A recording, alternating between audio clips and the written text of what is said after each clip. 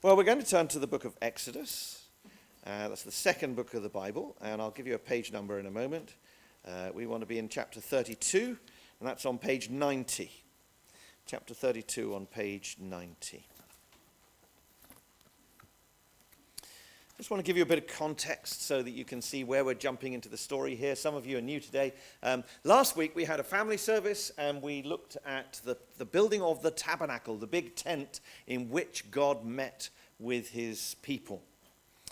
Moses was on the top of Mount Sinai in the cloud, and God was speaking to him in the cloud and giving him all the instructions for building the tabernacle. And they run from chapter 26 right the way, even chapter 25, right the way through to chapter 31. And we get the names of two great craftsmen, Bezalel and Aholiab. Our artist daughter rejoices in all the achievements of Bezalel and Aholiab. They're a Bible ideal for anybody who's in the art world. So there you go. Everything that God describes about the tabernacle is awesome. It is splendid. It's covered in gold. It's a holy place. The inner holy of holies, where the Ark of the Covenant is placed, is the place where God dwells. But even there, in the heart of the Ark of the tabernacle, there is no image of God on the Ark of the Covenant. God makes his presence there, but they never make an image for him. They just make a throne for him, which is what the Ark is. And God makes his presence above the mercy seat on the top of the ark. Nobody saw God. Nobody even saw the Ark of the Covenant because they covered it up when they carried it out and they started moving on their journey and they pitched their tabernacle in another place. The invisible God made his presence among them in that Holy of Holies, but they never saw him and they didn't have an image of him because God commanded them not to do that. Now, it's hard, isn't it, to think of any encounter on earth that is more holy than that experience. Except, I suppose, those who met the resurrection Jesus in his risen glory on Easter morning. The worship of the people of Israel was to be utterly different to the pagan worship they'd left behind in Egypt. They had grown up in a culture of idolatry. They worshipped idols in Egypt. And God is saying, no, not at all. You are not to worship the sun or the moon or the river Nile or any of those things. I have humiliated those things in the plagues in Egypt. And now you're going to worship me this way. And the other thing that really struck me when I was preparing last week was that right in the middle of all those instructions, there are instructions for priests. And God says to Moses, Aaron, your brother, and his descendants are going to be the priests, and they're to be holy to the Lord. They're even to wear a gold badge on their forehead saying, holy to the Lord. Keep that in mind for today's story, because there is a shock coming. All right, let's read chapter 32, and I'm going to read verses 1 to 24. Verses 1 to 24 of Exodus 32, page 90. When the people saw that Moses was so long in coming down from the mountain, they gathered round Aaron and said, come, make us gods who will go before us. As for this fellow Moses who brought us up out of Egypt, we don't know what's happened to him. Aaron answered them, take off the gold earrings that your wives, your sons, and your daughters are wearing, and bring them to me. So all the people took off their earrings and brought them to Aaron. He took what they handed him and made it into an idol cast in the shape of a calf, fashioning it with a tool. Then they said, the crowd said, these are your gods, or this is your God, Israel, who brought you up out of Egypt. When Aaron saw this, he built an altar in front of the calf and announced, tomorrow there will be a festival to the Lord. So the next day the people rose early and sacrificed burnt offerings and presented fellowship offerings. Afterwards they sat down to eat and drink and got up to indulge in revelry. Then the Lord said to Moses, go down, because your people, whom you brought up out of Egypt, have become corrupt. They have been quick to turn away from what I commanded them, and have made themselves an idol cast in the shape of a calf. They have bowed down to it and sacrificed to it and have said, these are your gods, Israel, who brought you up out of Egypt. I have seen these people, the Lord said to Moses, and they are a stiff-necked people. Now leave me alone, so that my anger may burn against them, and that I may destroy them. Then I will make you into a great nation. I will make you, Moses, into a great nation. But Moses sought the favor of the Lord his God. Lord, he said, why should your anger burn against your people, whom you brought up out of Egypt with great power and a mighty hand? Why should the Egyptians say it was with evil intent that he brought them out, to kill them in the mountains and to wipe them off the face of the earth? Turn from your fierce anger, relent, and do not bring disaster on your people. Remember your servants Abraham, Isaac, and Israel, to whom you swore by your own self, I will make your descendants as numerous as the stars in the sky, and I will give your descendants all this land I promised them, and it will be their inheritance forever. Then the Lord relented and did not bring on his people the disaster he had threatened. Moses turned and went down the mountain with the 2 stone tablets of the covenant law in his hands. They were inscribed on both sides, front and back. The tablets were the work of God. The writing was the writing of God, engraved on the tablets. When Joshua heard the noise of the people shouting, Joshua has been waiting some way down the mountain, he said to Moses, there is the sound of war in the camp. Moses replied, it is not the sound of victory, it's not the sound of defeat, it is the sound of singing that I hear.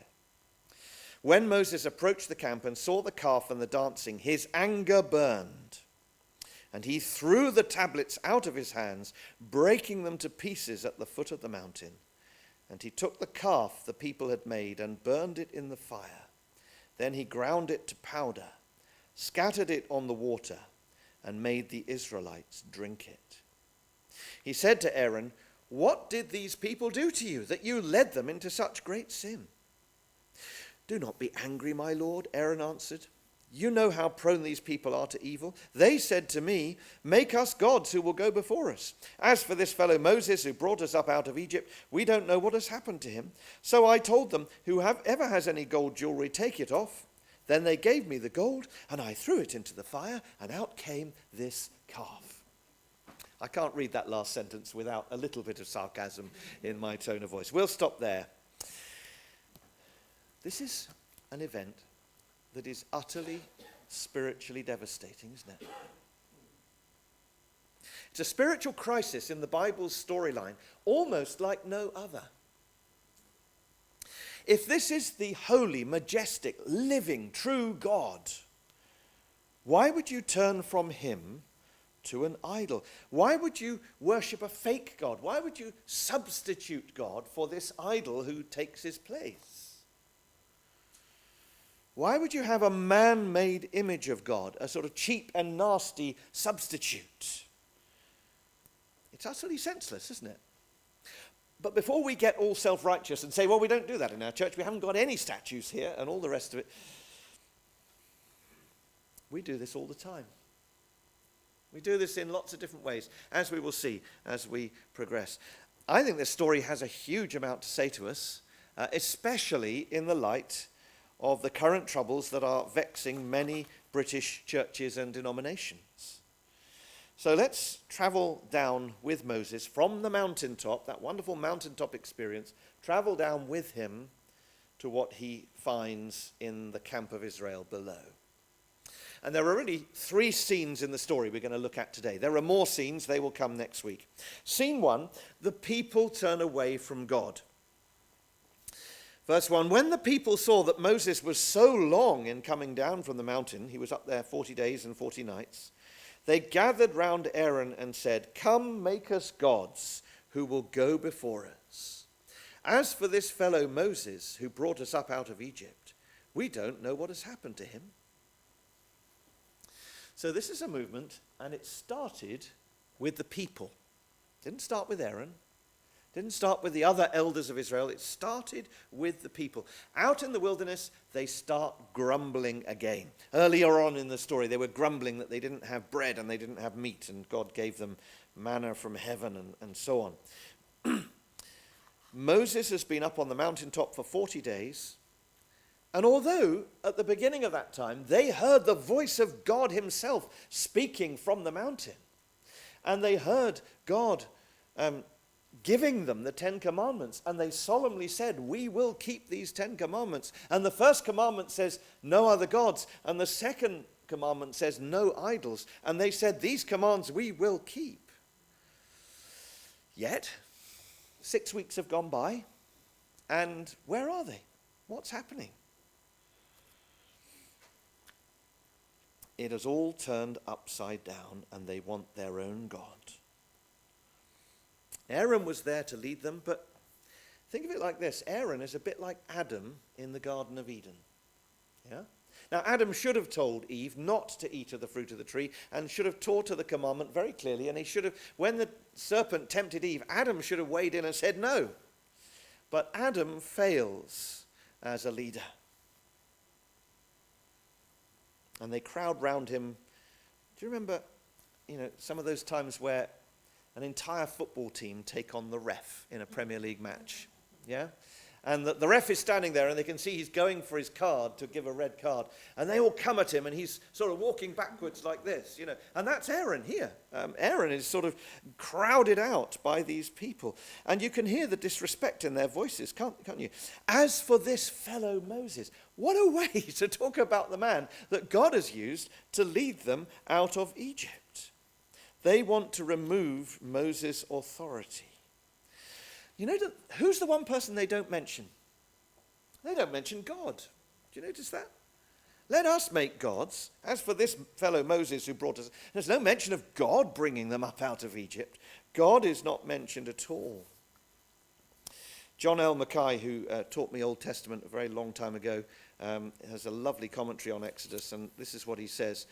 If you're going to argue about religion, the best way of undermining the truth is to keep God out of the picture as much as possible. Let me say that again. If you're going to argue about religion, the best way of undermining the truth is to keep God out of the picture as much as possible. And that's what's happening today, isn't it?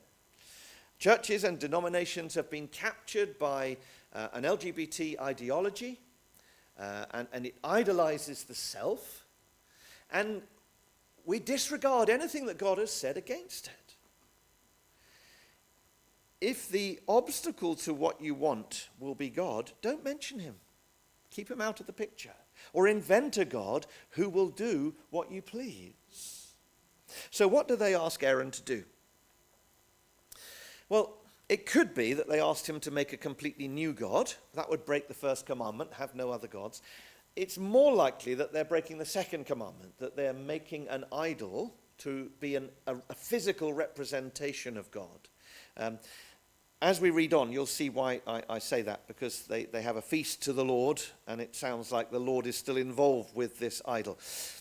God has appeared up on the mountain in a cloud. They have heard his voice. They have received his commandments. The elders have gone up into the cloud and had a meal with the appearance of God. The Son of God has appeared and had a meal with them in the cloud, back in chapter 24. So the people have no doubt that God is real, but they want a physical image of him. Make us gods, or make us a God who will go before us. Now that language is the same language as the language of the pillar of cloud and the pillar of fire going before them, and the presence of God leading them through their wilderness journey. They want a gold image to do that for them. An image sets out to be something that helps us to worship God, but it ends up being something that takes away from God's glory. So, they were turning their hearts back to the ways of Egypt, weren't they?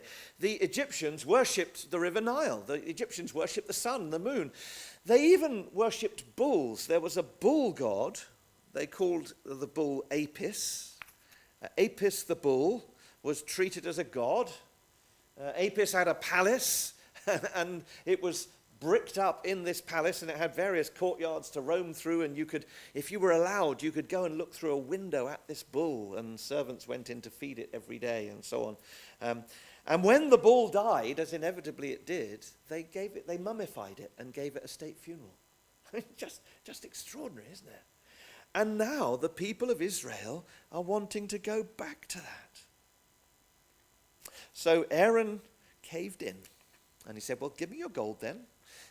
He doesn't say this in the text, but we sort of read it such that it suggests that he took a lump of wood and carved a calf out of the wood, and then covered that with beaten. He melted the gold down and then beated it and covered the calf with the gold.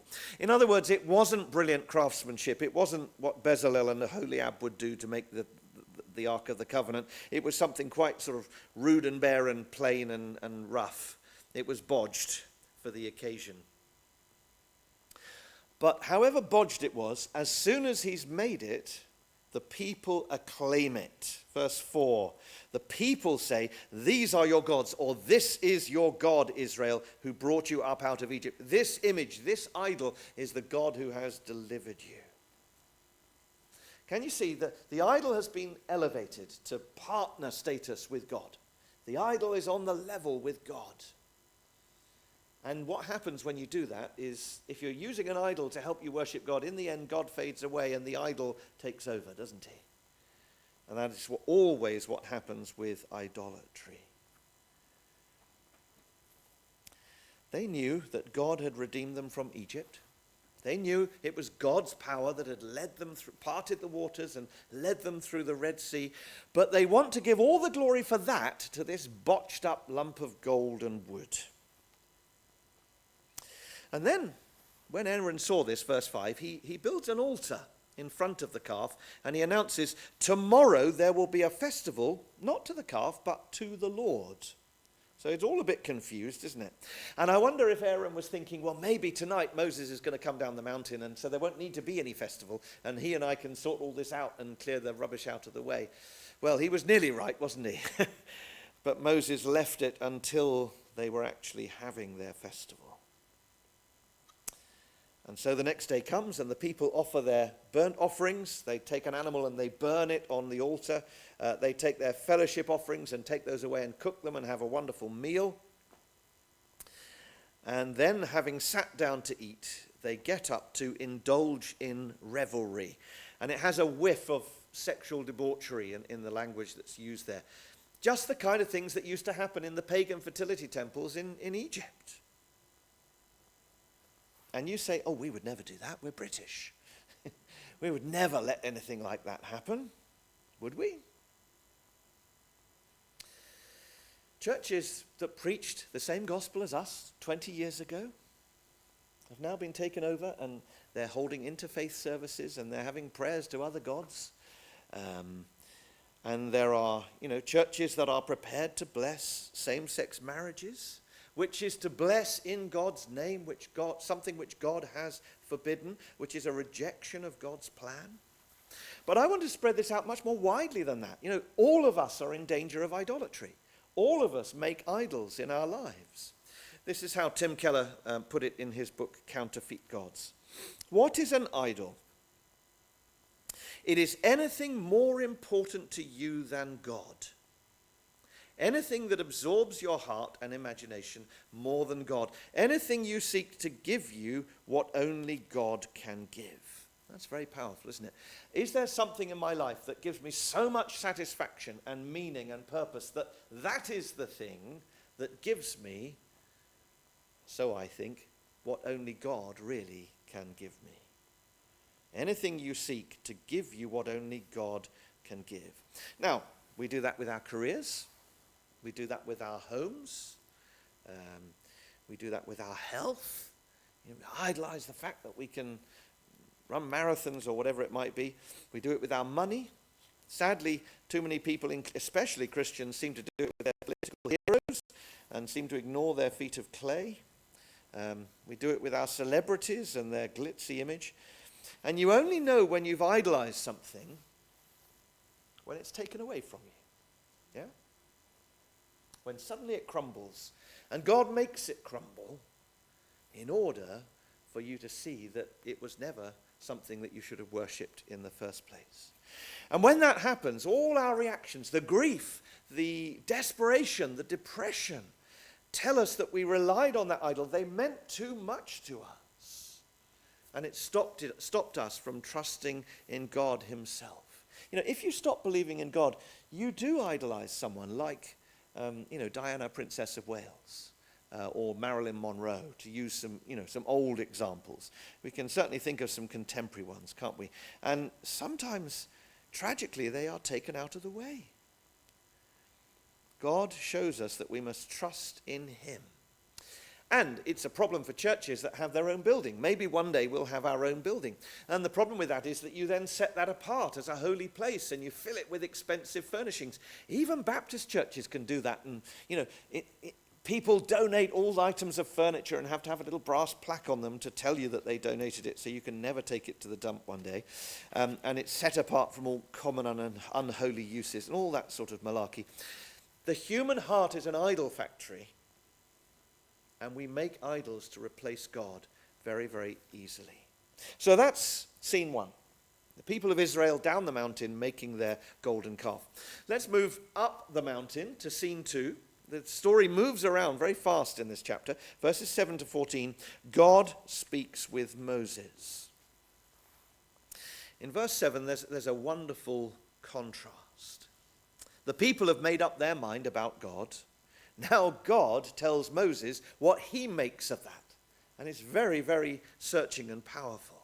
This is the holy, living God. And this is what he thinks of what is going on down there. This is what it really means. He's seen what the people have done, and he is appalled. And what is so strange here is the way that God speaks. Now, can you get hold of this idea? Here is God's justice. Here is God's grace, his favor, his mercy. And God is speaking to Moses, if you like, as the voice of justice. And Moses is going to speak to God to plead for his favor. So at first sight, it might sound like God is only a God of justice. But God is, if you like, in a negotiation with Moses. That's what's going on here. So look at the way God speaks it very strangely in verse 7. The people have rejected God. So this is how God sees it now. If they are going to reject me, go down, says God, because your people... No, they're not God's people anymore. Your people, whom you, Moses, brought up out of Egypt, have become corrupt. What a strange way for God to speak. He's the one who brought them out of Egypt. He's the one who called them my people. But they seem to have forgotten that fact altogether in what they've said, and God just echoes their language.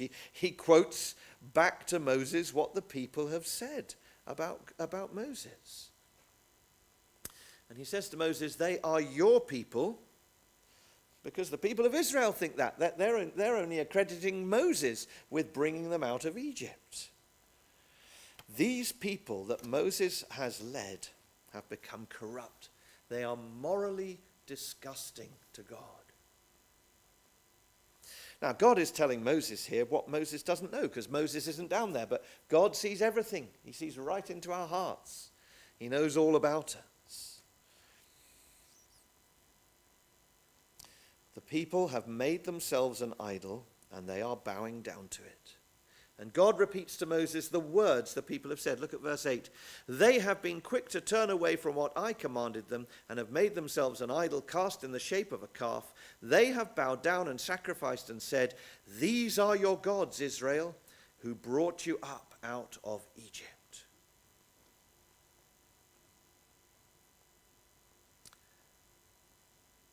I'm sure you can remember moments in your life when somebody told you something shocking, yeah?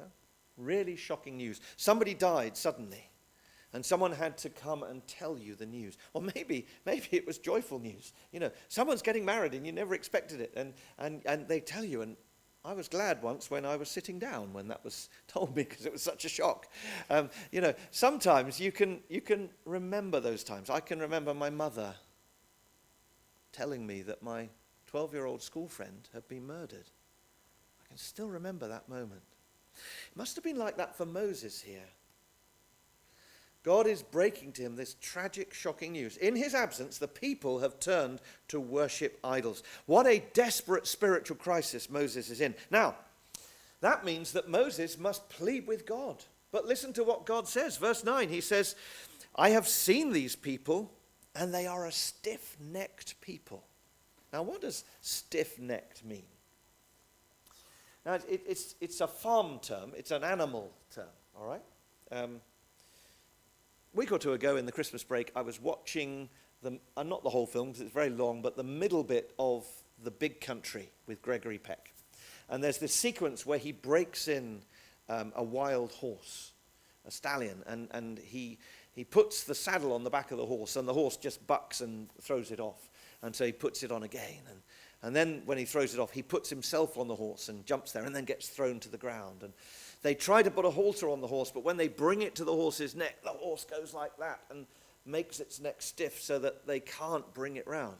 Does that happen in horses these days? You know, they are stiff-necked and they won't do as you please.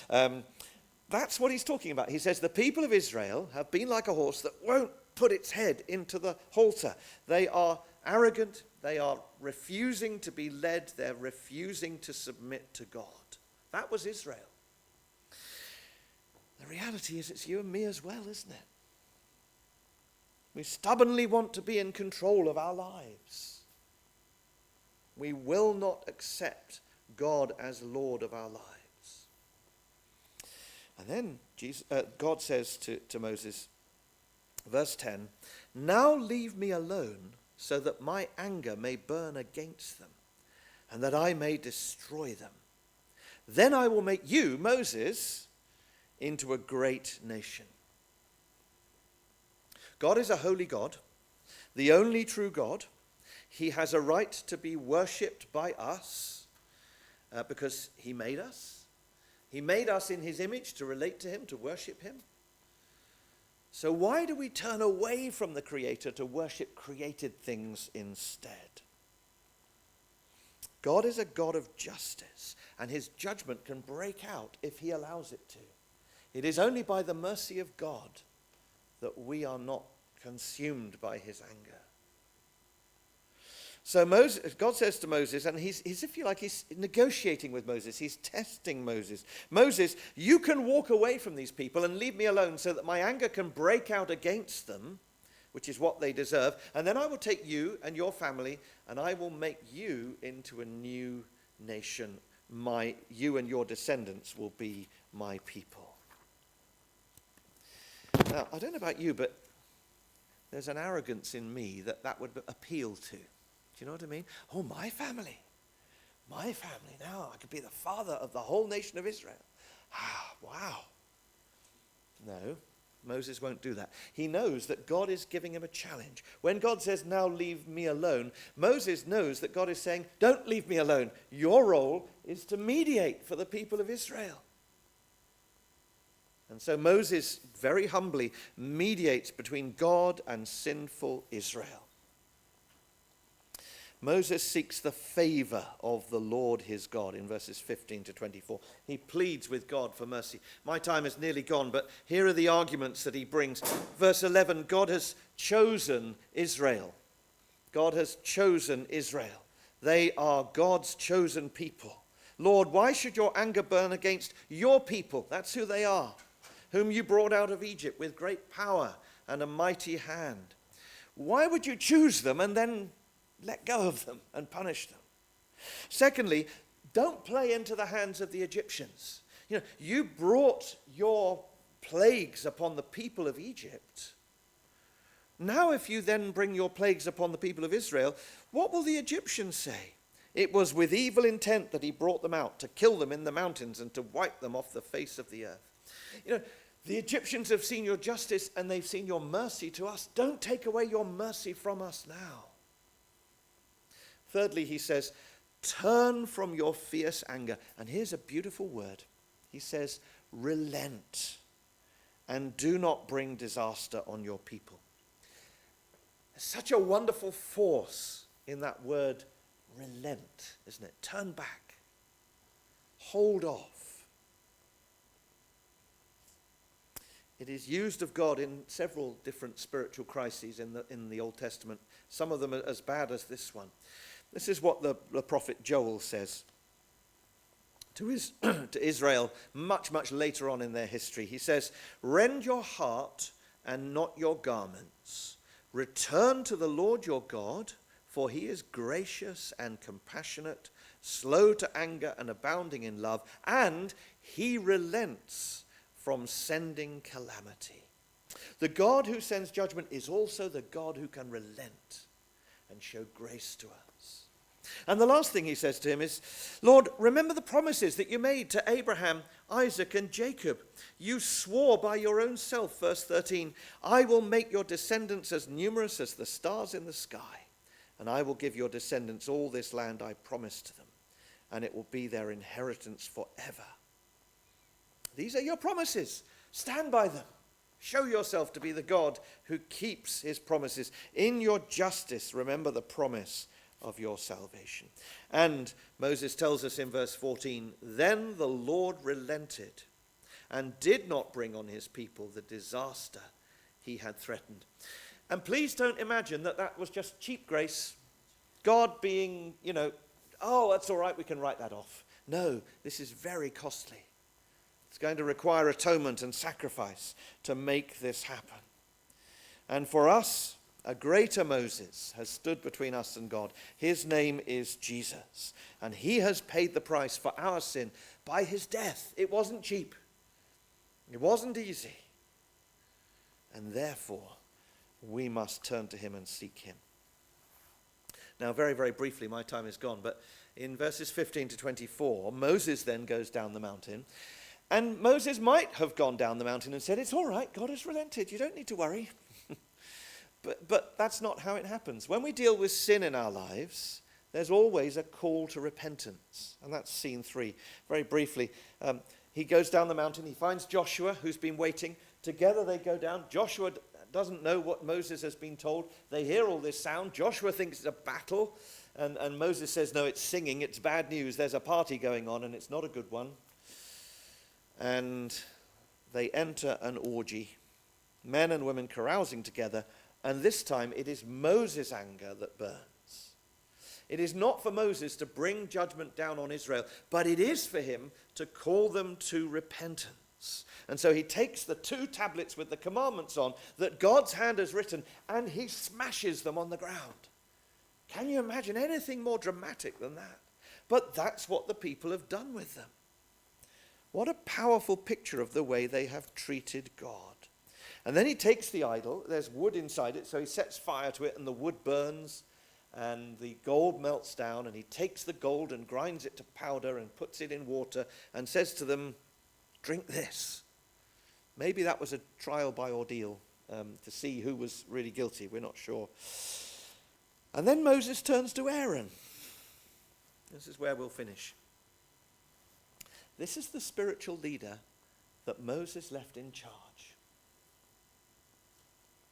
And spiritual leaders are held to a higher standard. Moses says, verse 21, "What did these people do to you, that you led them into such great sin?" And actually what's going on here in Aaron's reply is a blame game. He's passing the blame, just like Adam and Eve did in the Garden of Eden. The people are to blame for their sinful demands. It's all their fault. And Moses has given in to public opinion. And frankly, in the troubles that are vexing British churches, public opinion is what's driving it, isn't it? That we've somehow got to follow public opinion rather than God's revealed truth.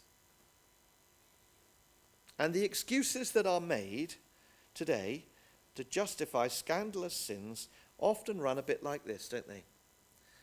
Aaron says, "I told them, whoever has any jewelry, take it off. Then they gave me the gold. I threw it in the fire, and out came this calf." Does anybody believe that? But those are the kind of silly excuses we make for our sin. A Christian minister is caught having an affair with a woman in his church, and he justifies it with all sorts of silly excuses. Other leaders explain away the the glorification of same-sex sin, and they say, well, the Spirit is leading us into new ways. Please don't fall for such lies. We worship the one true God who reveals himself in Holy Scripture, and he is holy. He has left us in no doubt about our sins, and we need to seek him earnestly and pray that in Jesus he will relent from his fierce anger, and he will turn to us in mercy. So let's do that now as we pray.